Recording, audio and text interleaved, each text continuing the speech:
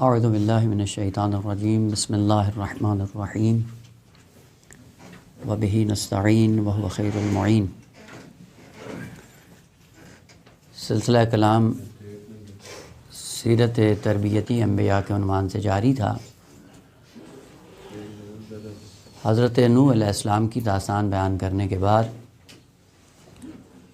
اب حضرت نوح علیہ السلام کے بعد سیرت تربیتی حضرت ہود علیہ السلام کو بیان کیا جائے گا۔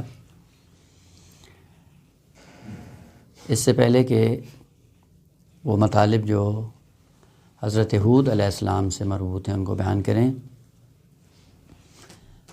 بقیہ کتب یعنی تورات اور انجیل ساتھ ساتھ اگر مطالعے میں رکھیں تو بہت اچھا ہے، تاکہ ایک مقایسہ بھی ہوتا رہے کہ تورات انبیاء کے بارے میں کس موقف کو بیان کرتی ہے اور قرآن نے کس انداز میں انبیاء کا تعارف کروایا ہے۔ اور افسوس کے ساتھ کہ کتاب تورات میں حضرت ہود علیہ السلام کا تذکرہ نہیں ہے، اور قرآن کریم ہے جس نے فقط اس معصوم کا تذکرہ کیا ہے، وَإِلَّا بقیہ کتب میں یعنی وہ تعریف شدہ کتابوں کے اندر حضرت ہود علیہ السلام کا آپ کو تذکرہ نہیں ملے گا۔ سب سے پہلے حضرت ہود علیہ السلام کون ہیں اور یہ نام کیوں پڑا، اس کا معنی کیا ہے، اور اس کے بعد پھر ان کی تربیتی سیرت کو انشاءاللہ ایک ایک کر کے بیان کریں گے۔ کلمہ ہود، ہا دو چشمی، واو اور دال، حوادہ، عربی میں آہستہ آہستہ پلٹنے کو ہود کہا جاتا ہے۔ دھیرے دھیرے چیز جب واپس آتی ہے تو اس کو عربی میں ہود کہا جاتا ہے۔ اب یہ دھیرے دھیرے واپس آنا حرکت میں بھی ہو سکتا ہے، کلام میں بھی ہو سکتا ہے، صفات میں بھی ہو سکتا ہے۔ دھیرے دھیرے اگر صفات پلٹنا شروع ہو جائیں وہاں بھی کلمہ ہود استعمال ہوتا ہے، کلام آہستہ آہستہ انسان انجام دے وہاں پہ بھی استعمال ہوتا ہے۔ جہاں پہ بھی آہستہ آہستہ نرمی کے ساتھ بازگشت ہو وہاں پہ کلمہ ہود استعمال کیا جاتا ہے۔ لفظ ہود یہ جمع ہے حائد کی، حائد اس میں فاعل ہے، اس کی جمع ہے ہود، فعلن کے وزن پہ، مبالغے کے جو اوزان ہیں 18-20 اس میں فاعل کے، ان میں سے ایک فعلن ہے۔ ہودن بر وزن ہے فعلن، ضاربن، ضربن، یہ ضربن ضارب کی جمع ہے۔ یہ کلمہ ہود جمع ہے حائد کی، حائد یعنی پلٹنے والا، اور اس میں جب مبالغہ استعمال کیا جاتا ہے تو لفظ ہود استعمال کیا جاتا ہے۔ البتہ آپ کو پتہ ہے کہ جب کسی کلمے کو کسی ذات کا علم بنا دیا جاتا ہے تو کبھی وہ وجہ تسمیہ میں وہ معنی دخیل ہوتا ہے اور کبھی نہیں ہوتا، لیکن خداوند متعال جب اپنے اولیاء کے اسماء کو مشخص کرتا ہے، علم بناتا ہے، تو وہ وجہ تسمیہ اسم با مسمى ہوا کرتی ہے۔ ایسا نہیں ہوتا کہ اسم رکھ دیں لیکن اس اسم کا معنی اس ذات کے اندر موجود نہ ہو۔ ہود بازگشت کا ہے، اور اس وجہ سے حضرت ہود علیہ السلام کو ہود کہا جاتا تھا کہ اپنی قوم کو اپنے زمانے میں ضلالت اور گمراہی سے نکال کر ہدایت کی طرف انہوں نے گامزن کیا تھا۔ اس مناسبت سے ان کا نام ہود رکھا گیا ہے، یعنی آہستہ آہستہ جس نظام طاغوتی میں زندگی بسر کر رہے تھے اس نظام طاغوتی سے نجات دی، اور دھیرے دھیرے آہستہ آہستہ نرمی کے ساتھ ان کو واپس اللہ کی بارگاہ میں لے آئے۔ اس مناسبت سے ان کا نام ہود رکھا گیا، اور ایک قوم کا نام بھی پڑ گیا ہے۔ یہودیوں کو بھی لفظ ہود سے قرآن نے تعبیر کیا ہے۔ نصارہ اور ہود، ہود بھی جمع ہے، نصارہ بھی جمع ہے کلمہ، اور نصارہ یعنی وہ جو دم بھرتے تھے نصرت کا کہ ہم حضرت عیسیٰ علیہ السلام کی نصرت کریں گے. اسی نصرت کی بنیاد پہ اس قوم کا نام نصارہ پڑ گیا. اور یہودیوں کو جو ہود سے تعبیر کیا گیا اس کی وجہ کیا تھی آئے گا انشاءاللہ، تفصیل سے بعد میں عرض ہوگا کہ ایک زمانے میں یہ یہودی اتنی نعمتیں فراوان ہونے کے باوجود، لطف خداوند متعال کو دیکھنے کے باوجود، جب راہ مستقیم سے بھٹکے، گوسالہ پرستی میں شکار ہوئے، گوسالہ پرستی کا شکار ہونے کے بعد حضرت موسیٰ علیہ السلام کو جو حکم ہوتا ہے کہ جاؤ اور ان کو جا کے تبلیغ کرو، اور جن نعمتوں کے نتیجے میں انہوں نے کفران کر کے پھر سے شرک کو اپنی زندگی میں احیا کیا ہے، سختی کے ساتھ ان کو واپس لے کے آؤ دین کی طرف. چونکہ گوسالہ پرستی سے یہ دوبارہ پلٹ کر دین الہی کی طرف آئے، اس وجہ سے ان کا نام یہود پڑ گیا، یہود رکھا گیا. وہاں پہ بھی کلمہ یہی بازگشت کا کیا کہتے ہیں معنی اپنی جگہ پہ محفوظ ہے. اور ویسے بھی اگر قرآنی نگاہ میں جا کر دیکھیں وہاں پہ بھی یہ کلمہ اسی بازگشت کے ساتھ استعمال ہوتا ہے، لیکن آہستہ آہستہ نرمی کے ساتھ، سختی اس کے اندر ماخوذ نہیں ہے. قرآنی آیت ہے انا ہدنا الیک، یہ ہدنا جمع متکلم کا صیغہ ہے ماضی سے، قالا یقولو کے وزن پہ ہادا یہودو، ہادا سے آخری صیغہ 14واں، ہدنا الیک، ہم بازگشت کر گئے آپ کی طرف، یا بازگشت کریں گے آپ کی طرف. وہاں پہ بھی بازگشت ہے لیکن آہستہ آہستہ دھیرے دھیرے نرمی کے ساتھ، سختی اس کے اندر ماخوذ نہیں ہے. اگر یہ بھی بازگشت ہے، توبہ کا معنی بھی بازگشت کیا جاتا ہے، توبہ بھی بازگشت. تو پھر ان دونوں میں کیا فرق ہے؟ بسا کہ آغا یہ بعض کلمات ہیں کہ جن کو ہم سنتے ہیں اور سننے کے بعد ہم پھر ایک ہی لاٹھی سے سب کو ہانکتے ہیں. استغفار کیا کہتے ہیں؟ وہ بھی کہتے ہیں اللہ کی طرف بازگشت. توبہ کیا ہے؟ وہ بھی بازگشت. ہود کیا ہے؟ یہ بھی بازگشت. انابہ وہ بھی کیا ہے؟ بازگشت. وہ سب ایک ہی ہے، لیکن نہ ہر کلمے کے اندر ایک اپنی خصوصیت ماخوذ ہے. استغفار اور توبہ، استغفار میں عرض کیا تھا کہ وہ بازگشت نہیں ہے، ہم اس کا معنی اردو میں تسامحی کرتے ہیں. استغفار کا معنی کیا تھا پوشش، حجاب، ساتر. ساتر کے بعد ممکن ہے اس حجاب کے نیچے اس گناہ کو محو کر دیا جائے، ممکن ہے اسی حجاب کے نیچے اس گناہ کو حسنہ میں تبدیل کر دیا جائے. بس استغفار کا کیا تھا؟ پوشش اور حجاب. توبہ کیا ہے؟ توبہ پوشش نہیں ہے، توبہ بازگشت ہے. لیکن قرآنی نگاہ میں استغفار ہمیشہ توبہ پر مقدم ہوتا ہے. توبہ استغفار کے بعد ہوگا، یعنی استغفار کے بغیر توبہ ممکن نہیں ہے. مثال کے ذریعے اگر عرض کرنا چاہیں، ربی واتوب الیہ، یعنی قرآنی بھی اور روایات میں بھی ہے. اسی لیے قرآنی آیات بھی اگر آپ پڑھ کر دیکھیں وہاں پہ پہلے حکم ہوتا ہے کہ استغفروا ثم توبوا، یعنی پہلے استغفار ہے پھر توبہ ہے. کیوں؟ اگر ایک انسان گندا لباس پہنے ہو اور معاشرے میں آئے تو وہ اس کی بے عزتی کا سبب بنتا ہے. اگر وہ ندامت کے ساتھ اس چیز کا احساس کر لے کہ میری شخصیت یہاں پہ نابود ہو رہی ہے تو کیا کرے گا؟ اگر اپنے آپ کو معاشرے کے اندر بہترین انداز میں پیش کرنا چاہ رہے تو پہلے کیا کرے گا؟ وہ گندا لباس اتارے گا، پھر اپنے آپ کو دھوئے گا، دھونے کے بعد پھر صاف ستھرا لباس پہنے گا.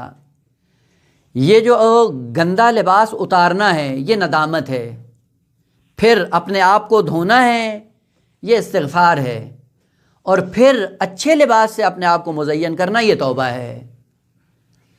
پس توبہ کمالات کو اپنانا ہے، لیکن کمالات اس وقت اپنائے جاتے ہیں جب رذالت، نجاست، میل کچیل کو اپنی ذات سے دور کیا جائے. یہ دور کرنا استغفار کہلاتا ہے، اور اس کے بعد اپنے آپ کو کمالات کے زیور سے آراستہ کرنا توبہ کہلاتا ہے. ایک فرق. اور دوسرا فرق یہ ہے کہ استغفار عام ہے جبکہ توبہ خاص ہے. بہی معنی کہ توبہ کبھی بھی دوسرا شخص کسی کے لیے انجام نہیں دے سکتا. اگر میں نے گناہ کیا ہے تو میں ہی توبہ کروں گا. بعد والی جو میری نسلیں ہیں، جو احباب ہیں یا جو مجھ پہ رحم کھاتے ہیں، وہ میری جگہ پہ رہ کر توبہ نہیں کر سکتے. جبکہ استغفار عمومی ہے، آپ خود بھی اپنے لیے کر سکتے ہیں، کوئی دوسرا بھی تمہارے لیے استغفار کو انجام دے سکتا ہے. کیونکہ عرض کیا تھا کہ استغفار کیا ہے؟ پوشش، حجاب، ساتر ہے. خود بھی میں اپنے آپ کو چھپا سکتا ہوں اور دوسرے بھی میرے عیوب کو چھپا سکتے ہیں. پس اس اعتبار سے توبہ کی خصوصیت یہ ہے کہ جو مباشرتاً انجام پاتی ہے. میں خود انجام دوں گا تو ہوگا، اگر میں نے خود انجام نہیں دیا تو یہ کام نہیں ہوگا. جبکہ استغفار عمومی ہے. یہی وجہ ہے کہ انسان جو خودکشی کرتا ہے اس کے بعد توبہ ممکن نہیں ہے، لیکن استغفار کیا؟ استغفار کر سکتا ہے. یہ دوسرا فرق. اور تیسرا فرق کہ جو بعضوں نے ذکر کیا ہے کہ توبہ ہمیشہ گناہوں سے ہوتی ہے، جبکہ استغفار کے لیے ضروری نہیں ہے. البتہ یہ بھی ایک کیا کہتے ہیں غلط فہمی کی بنیاد پہ یہ فرق بیان ہوا ہے. میں عرض اس لیے کر رہا ہوں کہ آپ لوگ مستحضر رہیں کہ بس اوقات یہ بات ہو تو ایسے ہی بیان نہ کر دیں، چونکہ جیسے بیان کریں کہ بعد میں بعض اشکالات یا معذورات آئیں گے، پھر انسان رہ جاتا ہے. باتوں نے ذکر کیا ہے کہ توبہ کا تعلق گناہ سے ہوتا ہے، جبکہ استغفار عمومیت کا معنی دیتی. اسی لیے سورہ مبارکہ نوح علیہ الصلوۃ والسلام میں پڑھا تھا استغفروا ربکم انہ کان غفارا یرسل السماء علیکم مدرارا ویمددکم باموال وبنین ویجعل لکم جنات ویجعل لکم انہارا. خوب، استغفار کا تعلق فقط گناہوں سے نہیں تھا. مال چاہیے، اولاد چاہیے، باغات چاہیے، پانی چاہیے، جو کچھ چاہیے استغفار کے نتیجے میں آپ کو ملے گا. لیکن توبہ جہاں پہ بھی آیا ہے وہاں پہ گناہ کا تذکرہ ہے معمولاً، اور گناہ کے بعد اس کو انجام دیا جاتا ہے توبہ کو. یہ ایک فرق بیان کیا گیا، لیکن یہ فرق درست نہیں ہے. وجہ کیا ہے کہ توبہ بھی حتماً گناہوں سے نہیں ہوتی. توبہ کا معنی ہے بازگشت، اور بازگشت ممکن ہے انسان ایک کمال سے کمال دیگر کی طرف جا رہا ہو اور کمالات کی دنیا میں ایک کے بعد دوسرا اپناتا جا رہا ہو، ممکن ہے. اور یہ بھی ممکن ہے کہ انسان کی بازگشت گناہ سے حسنہ کی طرف ہو، یعنی نقص سے کمال کی طرف ہو. لیکن کمال سے کمال کی طرف بڑھنا یہ بھی توبہ ہے. اس لیے معصومین کی زندگیوں میں توبہ کا عنصر پایا جاتا تھا. اب وہاں پہ یوں نہیں تھا کہ انہوں نے گناہ کیا ہے اس لیے توبہ کی ہے، نہ، توبہ گناہ سے بھی ہو سکتی ہے، کمال سے کمال کی طرف بھی ہو سکتی. میں مثال کے ساتھ عرض کروں تاکہ واضح ہو جائے. دیکھیں، پہلے بھی عرض کیا ہے لیکن یہ سمجھانے کے لیے عرض کر رہا ہوں. آپ کہتے ہیں کہ حسنات الابرار سیئات المقربین. دیکھیں، از نظر شرعی ایک پیش نماز کے لیے بازار سے ریڑھی پہ کھڑے ہو کے کھانا از نظر شرعی حرام نہیں ہے، لیکن منصب کا تقاضا یہ ہے کہ اس کام کو انجام نہ دیا جائے. ایک زمانے میں انسان یہ کام کرتا ہے، از نظر شرعی حرام نہیں ہے، پھر تائب ہو جاتا ہے کہ نہیں، یہ کام مجھے انجام نہیں دینا ہے. تو یہاں پہ نقص سے کمال کی طرف آیا ہے لیکن گناہ سے حسنہ کی طرف نہیں آیا ہے. یہاں پہ بھی لفظ توبہ کا استعمال ہو سکتا ہے. پس توبہ ضروری نہیں ہے گناہ سے واپسی اور بازگشت کا نام ہو، یا دوسرے الفاظ میں توبہ بندے کی طرف سے بھی ہوتی ہے اور توبہ خالق کائنات کی طرف سے بھی ہے. وہاں پہ بے طریقے اولا خدا نے کون سا گناہ انجام دیا ہے؟ تاب اللہ علیہم لیتوبوا، سورہ مبارکہ توبہ کی آیت. خداوند عالم نے توبہ کی. کیا کیا توبہ کی؟ یعنی اپنے فیض کو بار بار اپنی مخلوق پہ دیا، عطا کیا، جاری کیا. یہ فیض خالق کائنات کی طرف سے کیوں آیا؟ لیتوبوا، تاکہ یہ بھی اس کی بارگاہ میں آ جائیں. پس بازگشت فیض کی خالق کائنات کی طرف سے جو بار بار ہوتی ہے وہ بھی توبہ ہے. پس یوں نہیں ہے کہ توبہ ہمیشہ گناہ سے ہوتی ہے، توبہ بھی عمومی ہے، استغفار بھی. ہاں، وہ فرق اپنی جگہ پہ مسلم ہے کہ توبہ مباشرتاً ہوتی ہے، کوئی اور آدمی دوسری کی جگہ پہ رہ کے انجام نہیں دیتا، جبکہ استغفار کے لیے عمومیت ہے، خود بھی کر سکتے ہیں، دوسرا بھی کر سکتا ہے. یہ بات کیوں اس کو ہم نے یہاں پہ ایڈ کیا؟ وہ یہ تھا کہ توبہ بھی باز گشت ہے اور ہود بھی باز گشت ہے. پھر ان دونوں میں کیا فرق ہے؟ توبہ بھی باز گشت، ہود بھی باز گشت. عرض کیا تھا کہ وہ باز گشت جس کے اندر نرمی پائی جا رہی ہو اور آہستہ آہستہ وجود میں آئے، وہ ہود کہلاتا ہے. اور یہ دونوں قیود آپ اٹھا لیں وہ توبہ کہلاتی ہے. توبہ میں ممکن ہے ایک بارگی وجود میں آ جائے، جبکہ ہود میں ایسا نہیں ہے. وہاں پہ آہستہ آہستہ دھیرے دھیرے ٹھہر ٹھہر کے کوئی چیز وقوع پذیر ہوگی. لیکن توبہ کے اندر یہ شرط نہیں ہے. ممکن ہے ایک بارگی ہو جائے اچانک، اور دوسرا یہ کہ توبہ کے لیے یہ بھی ضروری نہیں ہے کہ نرمی کے ساتھ ہو. نہ، بس اوقات ایک شخص کو جو گناہ کر رہا ہوتا ہے سختی کے ساتھ اس کو مجبور کیا جاتا ہے کہ توبہ کرو. بھلے پس توبہ میں عمومیت اس عنوان سے پائی جاتی ہے کہ ضروری نہیں ہے وہاں پہ نرمی ہو، چہ بسا کہ جبر کے ذریعے بھی کسی شخص کو مجبور کر کے، البتہ جبر فقہی نہ جبر فلسفی. یہ ایک اصطلاح جب آتی ہے تو پھر آدمی مجبور ہو جاتا ہے اس کا معنی کرنے پہ. توبہ کے اندر یہ ہے کہ نرمی ضروری نہیں ہے، ممکن ہے نرمی کے ساتھ ہو، ممکن ہے سختی کے ساتھ ہو، لیکن ہود کے اندر یہ قید ماخوذ ہے کہ آہستہ آہستہ نرمی کے ساتھ. اسی لیے جب حضرت موسیٰ علیہ السلام کو حکم ہوتا ہے کہ جاؤ فرعون کو جا کے ہدایت کا پیغام دو، تو کیا کہا؟ دونوں کو خطاب ہوتا ہے کہ جا کر اس کی بارگاہ میں کیا کرو؟ قول لین، نرمی سے بات کرو. نرمی سے جب بات کریں گے تو کیا ہوگا؟ لعلہ یتزکیٰ، شاید پلٹ آئے، شاید آپ کی بات اس کے اندر اثر انداز ہو. اور یہ ہوتا ہے آقا، اگر آپ کا رویہ نرم ہو، آہستہ آہستہ امید انسان کی بڑھ جاتی ہے، سامنے والے کی ہدایت پانے کے چانسز زیادہ ہوتے ہیں. لیکن اگر کرخت آدمی ہو، سخت لہجہ ہو، غلیظ القلب ہو، تو وہاں پہ بھاگنے کے چانسز زیادہ ہیں.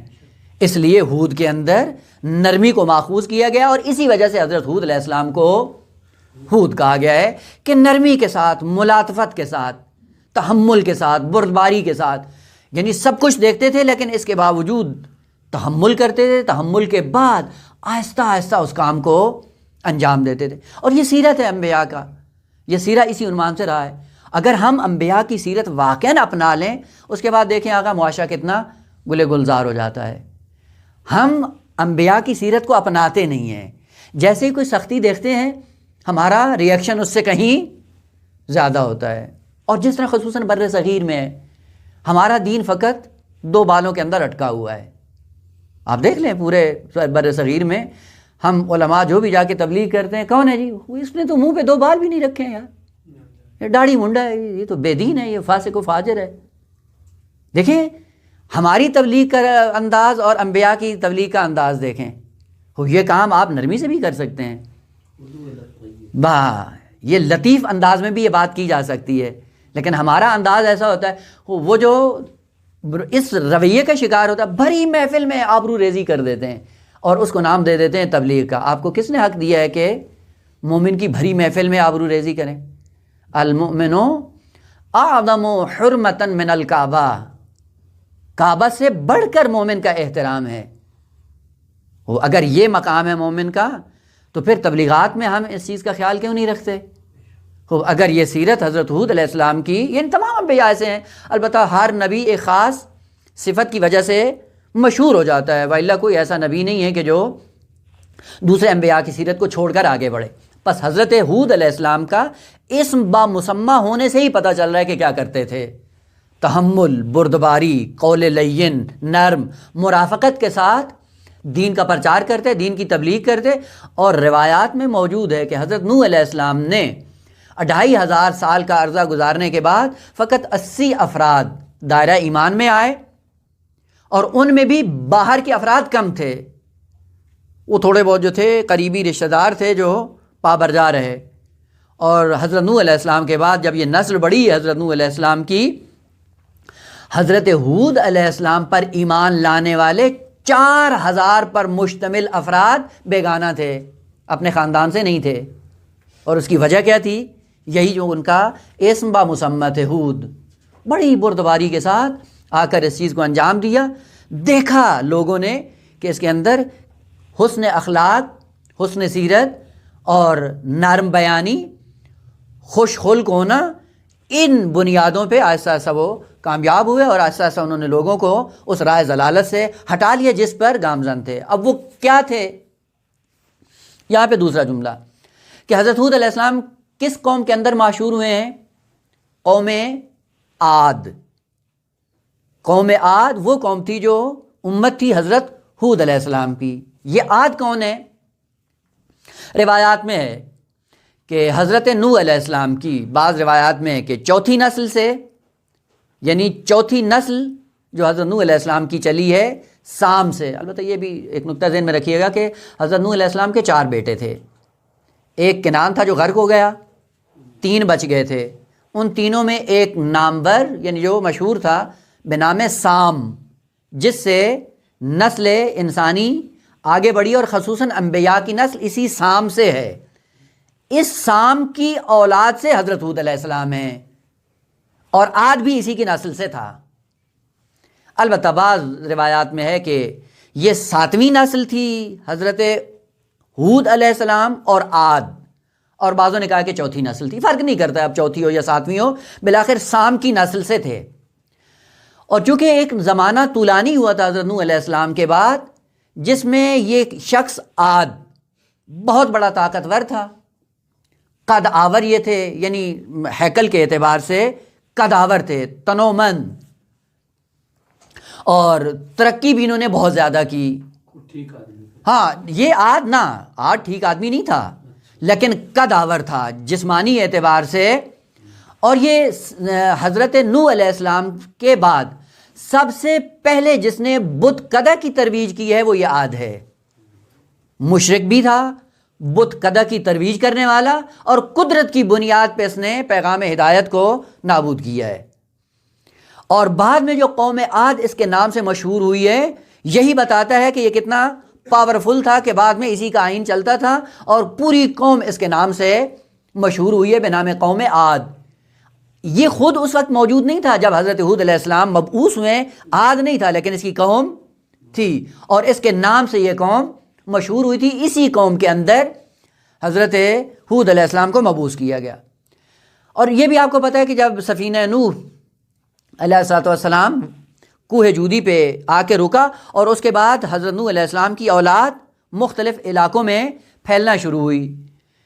ایک علاقہ یہ جو عرب سرزمین یعنی حجاز، یمن، بحرین، یہ علاقے وہ تھے جہاں پہ حضرت سام کی اولاد جا کے انہوں نے شہروں کو آباد کیا اور وہیں سے ان کی نسل آگے بڑھی۔ یہ عاد انہی میں سے تھا کہ جس نے سرزمین حجاز، یمن اور بحرین کو آباد کیا تھا، اور انہی کی نسل سے انہی کے اندر حضرت ہود علیہ السلام کو مبعوث کیا گیا ہے۔ اور حضرت ہود علیہ السلام کی نسل سے پھر سلسلہ آگے بڑھتا ہے انبیاء کا، جس سے حضرت اسماعیل آتے ہیں، اور حضرت اسماعیل ہود کے ذریعے حضرت سام سے جا کے متصل ہوتے ہیں، اور پھر حضرت نوح علیہ السلام سے جا کر ان کا پورا سلسلہ نسب جا کر ملتا ہے۔ دوسری بات کہ عربی زبان کا سلسلہ جو شروع ہوا ہے وہ یہی قوم عاد سے ہوا ہے، یعنی خود عاد سے شروع ہوا ہے۔ عاد عربی میں تکلم کرتے تھا مشرک، یہ چاند پرست تھا یا ستارہ پرست تھا، کوکب پرست تھا، اور بت قدہ اس نے بنایا اور اس پہ پھر ترویج بھی کرتے تھے۔ آئے گا انشاءاللہ کہ انہوں نے پھر کیا کارثانیاں انجام دی، جس کے ساتھ حضرت نوح علیہ السلام کو کون سی مشکلات کا سامنا ہوا۔ عربی یہاں سے شروع ہوئی ہے۔ 2 کلمے یہاں آپ نے سنے ہوں گے، ایک ہوتا ہے عرب اولی اور ایک کو کہا جاتا ہے عرب مستعرب۔ عرب اولی کون ہے اور عرب مستعرب کون ہے؟ عرب اولی یعنی جہاں سے عربی کا آغاز ہوا ہے زبان کا، اس سے پہلے موجود نہیں تھی۔ اور عرب مستعرب یعنی یہی عربی، چونکہ افراد کے ذریعے زبانیں آگے بڑھتی ہیں، قوموں کے ذریعے زبانیں آگے بڑھتی ہیں، اور اگر ایک زبان ایک قوم کے اندر رائج ہو اور وہ پوری قوم نابود ہو جائے تو زبان بھی نابود ہو جاتی ہے۔ جب زبان نابود ہوتی ہے اس کے بعد اگر اس زبان کا احیاء کیا جائے، وہاں پہ کلمہ مستعرب استعمال کیا جاتا ہے، یعنی دوبارہ سے اس کا احیاء۔ اسی لیے حضرت اسماعیل علیہ السلام کو، جو حضرت ابراہیم علیہ السلام کے بیٹے ہیں، ان کو کہا جاتا ہے عرب مستعرب، یعنی دوبارہ عربی کا احیاء ہوا حضرت اسماعیل کے ذریعے، اور حضرت اسماعیل کے ذریعے سے پھر عربی کا تسلسل شروع ہوا۔ البتہ انشاءاللہ آ رہا ہے بعد میں داستان میں، وہاں پہ مفصل عرض کریں گے کہ کیا وجہ تھی کہ حضرت ابراہیم علیہ الصلوۃ والسلام نے اپنی اولاد کو دو حصوں میں تقسیم کیا۔ ایک سلسلہ مصر کی سرزمین سے شروع کیا اور دوسرا مکہ کی سرزمین سے، انشاءاللہ تفصیل سے وہاں پہ عرض ہوگا۔ پس عربی کا آغاز اسی شخص عاد سے ہوا ہے، عاد کے بعد یہ سلسلہ عربی کا شروع ہوا اور حضرت ہود علیہ السلام کو بھی انہی میں بھیجا گیا۔ تیسرا نقطہ یہ ہے کہ حضرت نوح علیہ السلام جب گئے، انہوں نے ایک سنت حسنہ اور ایک قانون الہی چھوڑا جو حضرت آدم علیہ السلام سے چلتا آ رہا تھا، اسی کا احیاء کیا، اسی کو بیان کیا اور اسی کو جاری اور ساری کیا، اور اسی قانون کو حضرت ہود علیہ السلام نے بھی اپنے مرنے کے بعد جاری اور ساری رکھا۔ وہ کیا تھا؟ کہا جاتا تھا انبیاء کے لیے کہ جب ایک نبی دنیا سے جاتا تھا، بعد والا نبی جو آتا تھا اس کے لیے ایک عہد نامہ خالق کائنات کی طرف سے بیان ہوتا تھا، وہ عہد نامہ بیان کر کے جاتا تھا نبی اپنی بعد والی اولاد کے لیے۔ اور وہ عہد نامہ ہوتا کیا تھا؟ اس میں میراث نبوت ہوتی تھی، علم انبیاء، اخلاق انبیاء، کمالات انبیاء، اور وہ عہد نامہ جس شخص سے مربوط ہوتا تھا اس کا نام ذکر کر کے وہ عہد نامہ بیان کیا جاتا تھا، تاکہ بعد میں آنے والی نسلوں کے لیے جب زمانہ غیبت کا بیچ میں آتا ہے تو گمراہی کا شکار نہ ہو جائیں۔ اور آپ کو عرض کیا تھا پہلے بھی کہ ایک نبی کے جانے کے بعد ایک زمانہ آتا ہے کہ جس میں حجت خدا نہیں ہوتی، غیبت کا زمانہ آتا ہے۔ یہ غیبت کا زمانہ کیوں آتا ہے؟ اس کے دو نام ہیں۔ ایک، اس غیبت کے زمانے کو تمحیص کہا جاتا ہے، اور جس کا دوسرا نام غربال بھی ہے، یا آج کی اصطلاح میں زمان فترت بھی کہا جاتا ہے۔ زمان فترت، غربال یا تمحیص، وہ کس لیے ہوتی ہے؟ دین کا دعویٰ کرنے والے بہت ہوتے ہیں، لیکن جب تک ان کو آزمایا نہیں جاتا ہے پتہ نہیں چلتا ہے کہ اندر کیا ہے۔ آزماؤ تاکہ پتہ چلے کہ کتنے پانی میں ہو۔ اس آزمائش اور ابتلا کو عملی جامہ پہنانے کے لیے ایک زمانے تک حجت خدا کو غائب کر دیا جاتا ہے۔ جب حجت خدا غائب ہوتی ہے اس کے بعد پتہ چلتا ہے کہ وہ جو دین کا دم بھرتے تھے اب بھی دین پہ ثابت قدم ہیں یا نہیں ہیں۔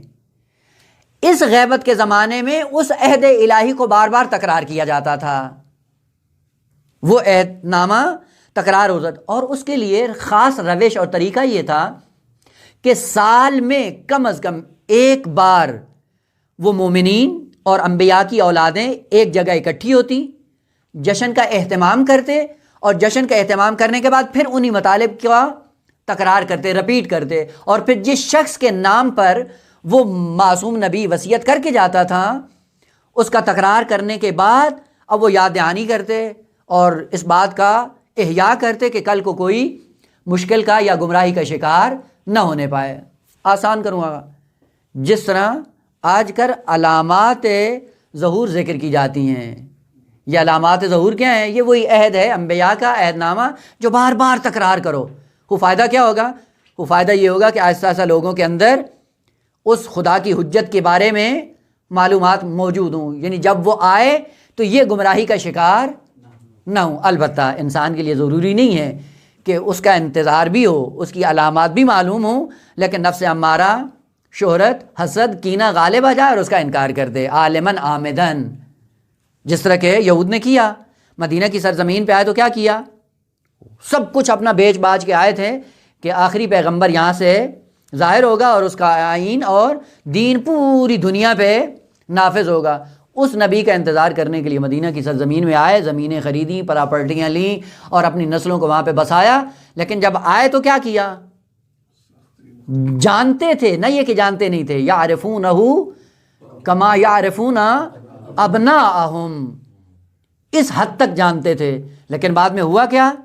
حسد، کینہ، خود محوری، انانیت، استکبار، نیاد پرستی۔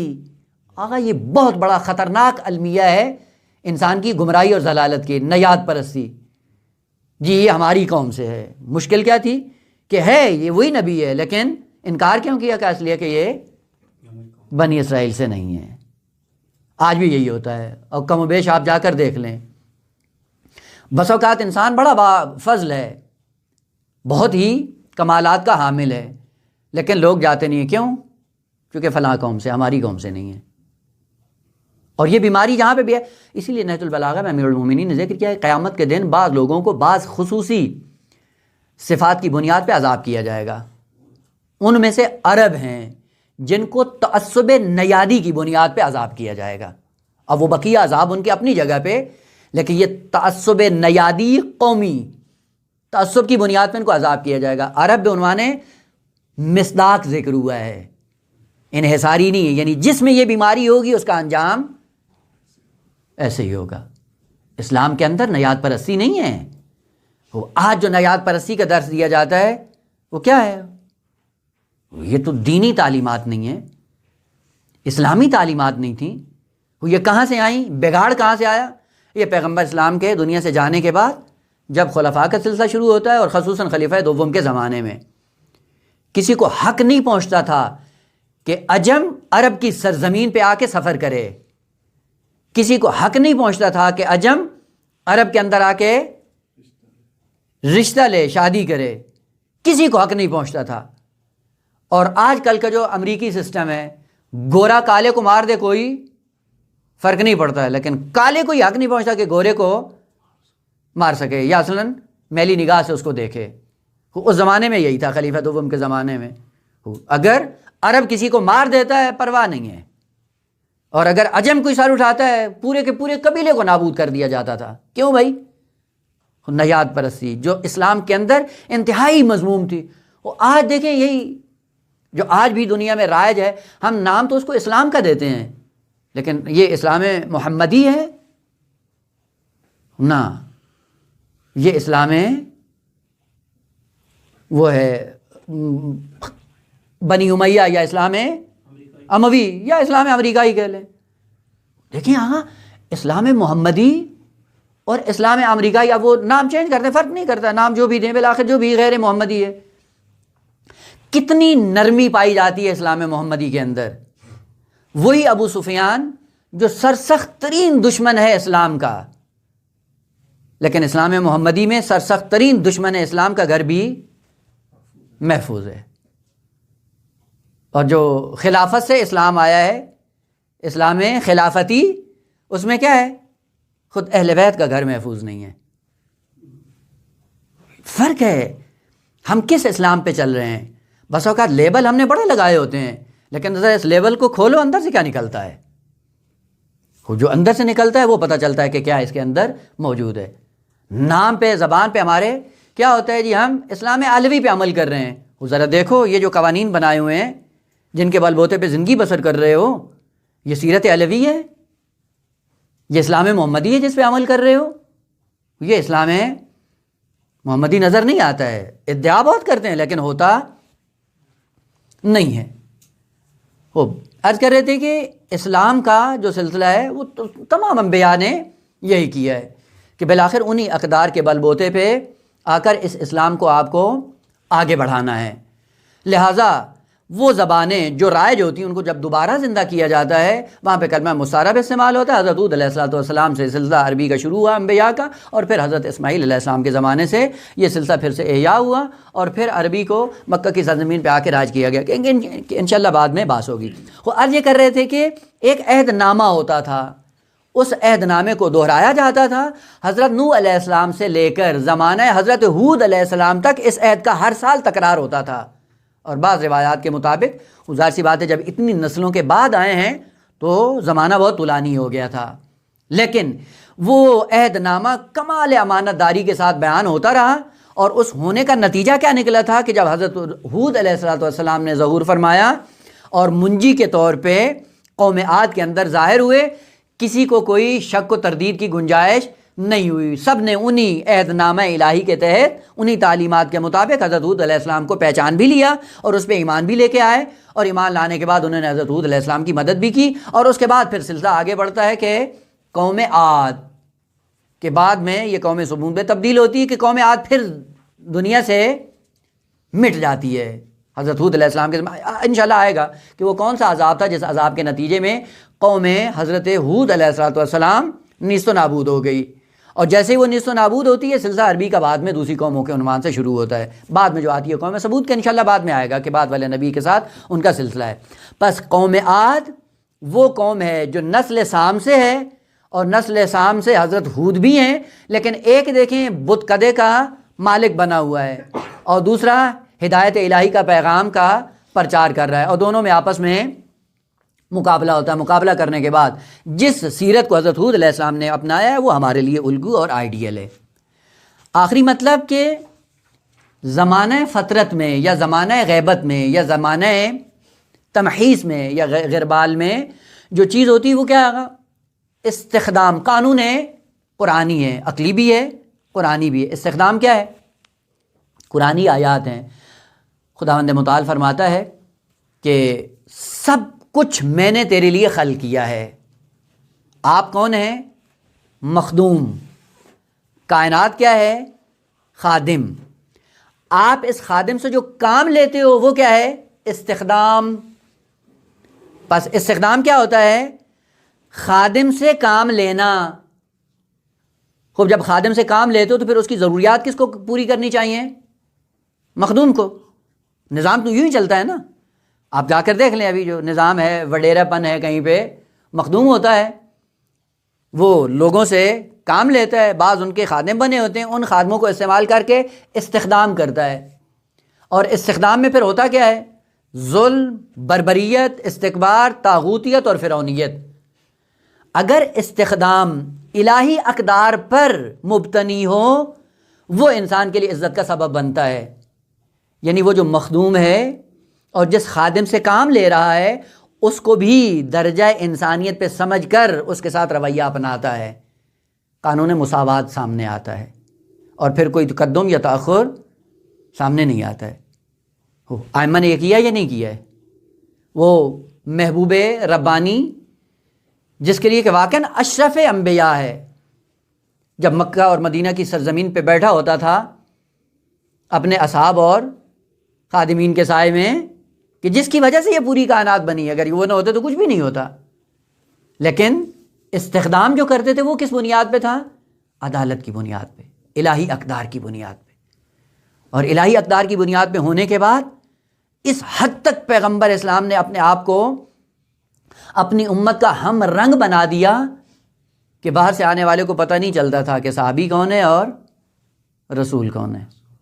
اپنی بز میں بیٹھنے والے اصحاب کے لیے جب باہر سے کوئی آتا تھا پہچان نہیں پاتا تھا، سوال کرتا تھا بھری بز میں، ایکم رسول اللہ، کون ہے آپ میں سے جو خدا نے مبعوث کیا ہے، جو رسول ہے۔ ایک یہ ہے اسلامی طریقہ کار کہ خادم سے کام لیتا ہے لیکن عدالت کی بنیاد پہ، مساوات کی بنیاد پہ۔ انفال کس کا ہے؟ رسول کا۔ فے کس کا ہے؟ رسول کا۔ خمس کس کا ہے؟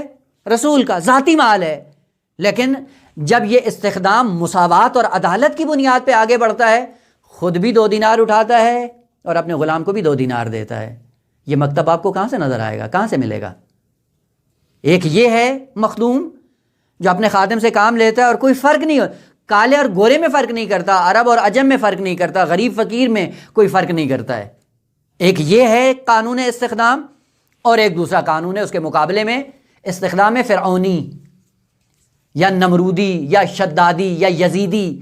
اس استخدام میں کیا ہوتا ہے کہ ان کو ہمیشہ دبا کے رکھو، خدام کو، اپنے آپ کو پروان چڑھاؤ، لہذا کتنا دو کا اتنا دو کہ یہ سانس لیتے رہیں، اگر اس سے بڑھ کر دے دیے تو کیا ہوگا؟ کل کو یہ بغاوت کریں گے اور آپ کے نظام کو ختم کر دیں گے۔ البتہ صرف مالی بات نہیں ہے، کبھی کبھی یہ مخدوم جو ہوتے ہیں ظاہری طور پہ بنے ہوئے فرعون، یہ اتنی نسلوں کو تباہ کرتے ہیں کہ جو ان کا حق اولی ہے، بنیادی حق، وہ بھی ان سے چھین لیا جاتا ہے۔ اسلام نے کہا کہ طلب العلم فریضۃ علی کل مسلم، البتہ یہاں پہ طلب العلم فریضۃ، یہ فریضہ میں تانیث کی نہیں ہے، کیونکہ طلب العلم مبتدا ہے، فریضۃ اس کی خبر ہے۔ خوب، اگر یہ فریضۃ میں مؤنث کی ہو تو مبتدا خبر میں کوئی مطابقت نظر نہیں آ رہی ہے، اور آپ کو پتہ ہے کہ جب مبتدا اور خبر مشتق ہو تو مطابقت ضروری ہے۔ یہ تائے تانیث نہیں ہے، یہ تائے مبالغہ کہلاتی ہے۔ جس طرح علامہ میں تا تائے مبالغہ ہے. طلب العلم فریضۃ، یعنی بہت ضروری ہے طلب العلم، نہ فقط واجب ہے، بہت زیادہ واجب ہے. فریضۃ بہت زیادہ اہمیت کا حامل ہے. البتہ روایت میں مسلمہ کا لفظ نہیں ہے، یہ ذہن میں رہے. طلب العلم فریضۃ علی کل مسلم، بس وہ آگے جو ہے مسلمہ وہ غریب کی محنت ہے، معصوم نے نہیں ذکر کیا ہے. طلب العلم فریضۃ علی کل مسلم.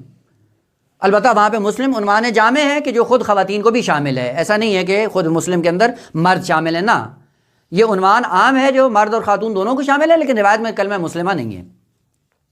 یہ بنیادی حق ہے بشریت کا علم. اور پھر یہ جو طاغوت ہوتے ہیں وہ کیا کرتے ہیں؟ کیونکہ علم سے شعور آتا ہے، علم سے آگہی آتی ہے، علم سے بیداری آتی ہے، علم سے یقظہ آتا ہے، غفلت سے باہر آتا ہے. لہذا آپ جا کر دیکھ لیں دنیا کے اندر جتنے بھی نظام طاغوتی ہیں، ہمیشہ ٹیکنالوجی سے ان کو محروم رکھا جاتا ہے، ہمیشہ علم سے ان کو محروم رکھا جاتا ہے، ہمیشہ کمالات کی دنیا سے ان کو محروم رکھا جاتا ہے. کیوں؟ کہ اگر یہ علم سے آراستہ ہو گئے تو کل کو ہماری بساط نابود ہو جائے گی. اسی لیے اسلام نے اتنی زیادہ اہمیت طلب العلم پہ دی ہے، اتنی اہمیت اور اتنی تبلیغات کسی اور مورد میں نہیں ہے. کیوں؟ چونکہ علم اور آگی بیداری لاتی ہے انسان کے اندر. انسان جو بیدار ہوتا ہے وہ پھر جا کر دین خدا کو دنیا میں نافذ کرتا ہے. استخدام جو مضموم ہے وہ کیا ہے کہ اپنے طور پہ اپنے آپ کو مرفع رکھنے کے لیے ان کو استعمال کرو، لیکن ان کو دو کتنا؟ ان کو دو اتنا کہ وہ سانس لیتے رہیں، بس ایک ٹائم کا کھانا مل جائے، اور کھانا ملنے کے بعد وہ آپ کو فقط یہ کہ سانس لیتے رہو اور ان کی خدمت کرتے رہو. لیکن یہی نظام فرعونی اور استخدام جب ظلم اور بربریت پہ استوار ہوتا ہے تو نہ وہ یہ ہے کہ وہ مخدوم نہیں ہوتے بلکہ بدترین خادم بنتے ہیں. یہ عذاب الہی ہے دنیا میں، جس کو خداوند عالم نے کائنات کا مخدوم بنایا ہے اور خدا کے نظام سے ہٹ کر زندگی بسر کرتے ہیں، پھر انسانیت پہ ظلم کرتے ہیں اور خود حیوانوں کے غلام بن جاتے ہیں. آپ دیکھ لیں یہ جتنے بھی ہیں دنیا کے اندر، یہ بڑے بڑے وڈیرے بدبخت کیا ہوتے ہیں؟ ادھر انسانیت پہ ظلم کرتے ہیں، ان کو استعمال کرتے ہیں، لیکن کتوں کے غلام بنے ہوتے ہیں، جانوروں کی پرورش میں لگے ہوتے ہیں. وہ جو کتوں کا غلام بنا ہوا ہے یہ عذاب الہی ہے خالق کائنات کی طرف سے.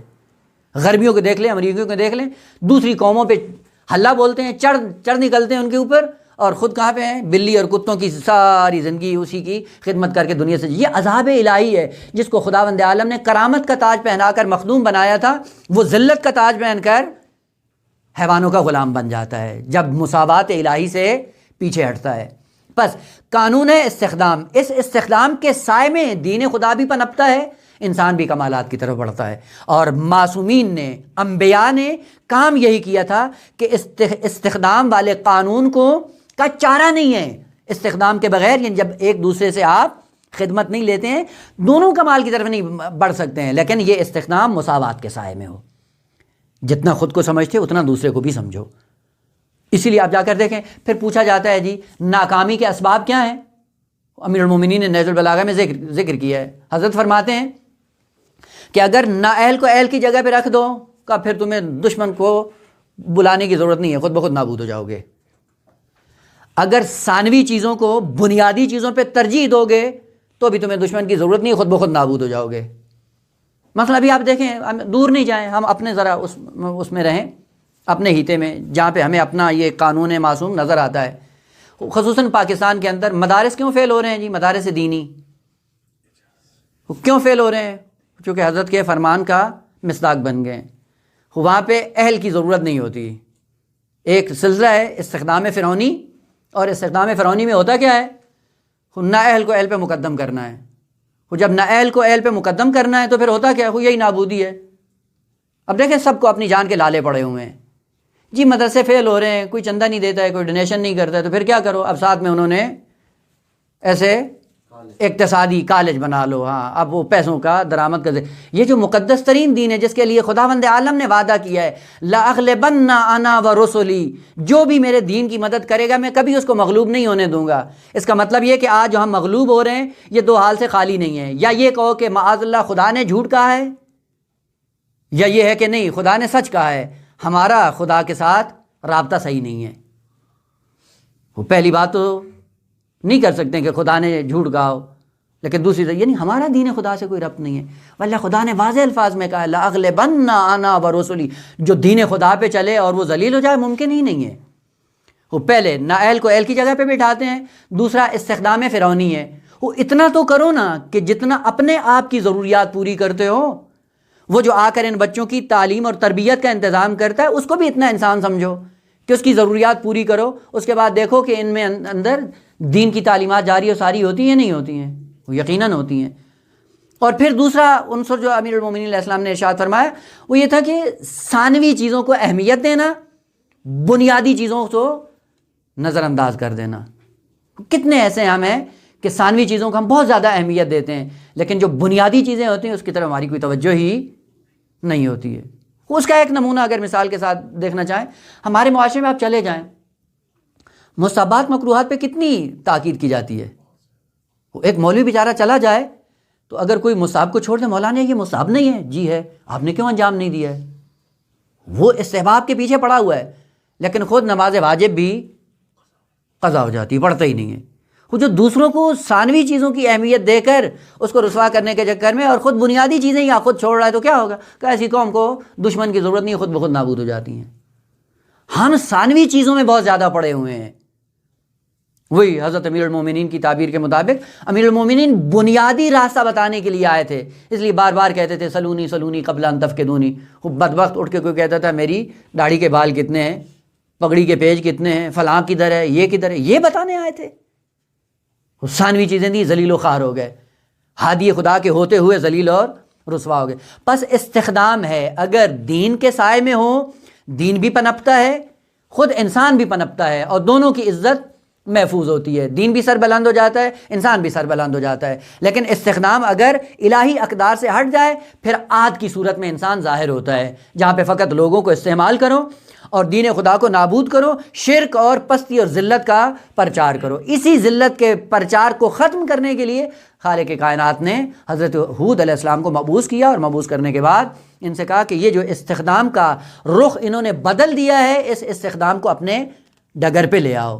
لیکن یہ ڈگر پہ لانے کے لیے کیا کرو؟ آہستہ آہستہ اس ڈگر پہ آنا ہے. کیونکہ بعض چیزیں جب ایک معاشرے میں رائج ہو جاتی ہیں، ایک دم ان کو جڑ سے اکھاڑ کر پھینکنا ممکن نہیں ہوتا ہے. وہاں پہ پھر حضرت ہود کی سیرت کے مطابق چلتے ہوئے آہستہ آہستہ نرمی کے ساتھ دھیرے دھیرے آ کر اس کو انجام دینا. لہذا حضرت ہود علیہ السلام کے لیے البتہ باقی مطالب ہیں کہ انشاءاللہ اسی ترتیب کے ساتھ آہستہ آہستہ بیان ہوتے رہیں گے اور سیرت ان کی واضح اور نمایاں ہو جائے گی. انشاءاللہ خالق کائنات یہ توفیق دے کہ یہ سیرت پڑھنے کے بعد انشاءاللہ اپنی زندگیوں میں نافذ بھی